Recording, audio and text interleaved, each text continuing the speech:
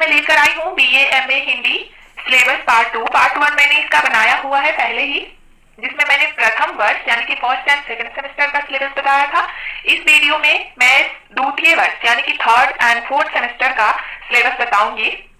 अगर आपने पहला वीडियो नहीं देखा है तो आप मेरे चैनल पर जाकर देख सकते हैं। तो देखिए, आज मैं ये देखिए द्वितीय वर्ष यानी कि तीसरा सत्र यानी कि तीसरे सेमेस्टर में भी हमें 4 पेपर पढ़ना होता है। पहला है आदिकालीन काव्य एवं निर्गुण काव्य, सगुण भक्ति काव्य, भारतीय काव्य शास्त्र, और चौथा है आधुनिक भारतीय साहित्य। तो ये 4 पेपर हमें तीसरे सत्र यानी कि थर्ड सेमेस्टर में पढ़ना होता है। उसके बाद हमें चौथे सेमेस्टर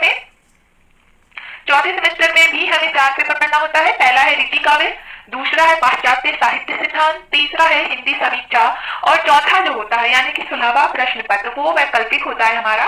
तो उसमें हमें 3 विकल्प दिए जाते हैं। पहला एक साहित्यकार, दूसरा एक साहित्यिक प्रवृत्ति, और तीसरा एक भाषा परक या अन्य विषय। तो ये 3 विकल्प दिए जाते हैं जिसमें हमें बहुत सारे ऑप्शन भी दिए जाते हैं। जैसे कि एक साहित्यकार में हमें कोई एक साहित्यकार को पढ़ना है जिसमें दिया हुआ है कबीर, जयसी, सूर, तुलसी, भारतेंदु, हरिश्चंद्र, प्रेमचंद आदि। उसी तरह एक साहित्यिक प्रवृत्ति में हमें कोई एक साहित्यिक प्रवृत्ति पढ़ना होता है जैसे कि संत काव्य, रीति काव्य, छायावाद, स्वतंत्रोत्तर हिंदी काव्य आदि।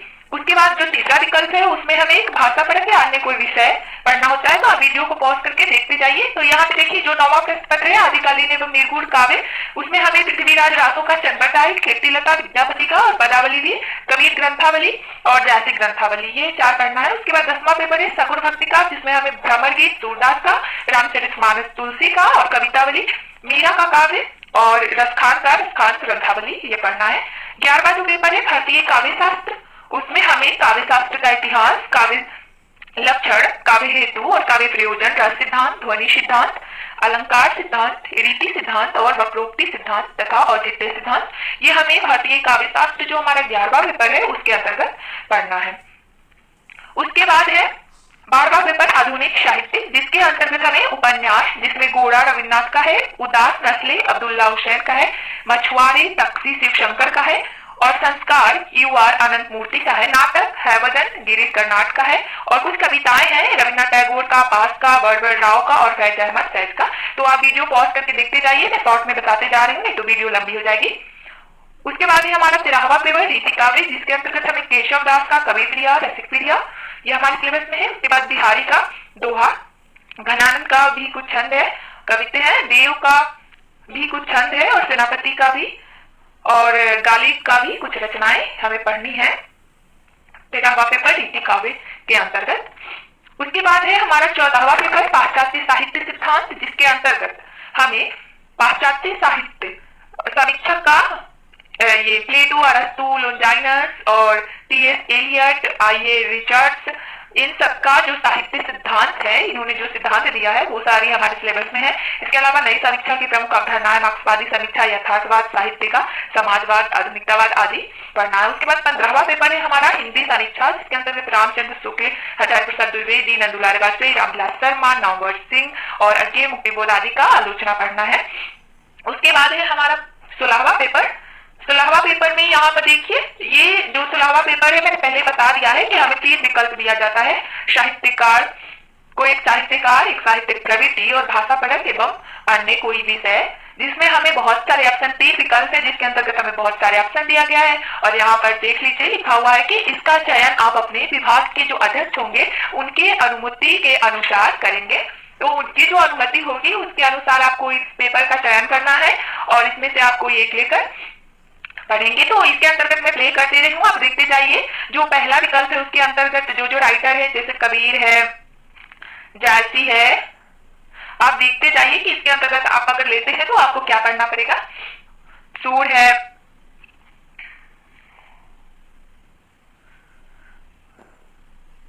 तुलसी है, इसमें देख लीजिए तुलसी का रामचरितमानस, कवितावली, कितावली, दिना पत्रिका, इसका कुछ छंद वो सब पढ़ना है। भारतेंदु है, भारतेंदु का निबंध, भारतेंदु ग्रंथावली और भारतेंदु ग्रंथावली भाग 1 2 दोनों ही पढ़ना है। उसके बाद प्रेमचंद का उपन्यास है, नाटक है, आलोचना भी है, कहानियां भी है। उसके बाद जयशंकर प्रसाद, इनकी भी कुछ रचनाएं हैं जो आशु लहर, अजातशत्रु, जन्मेजय का नाग्य गादी निराला का काव्य है।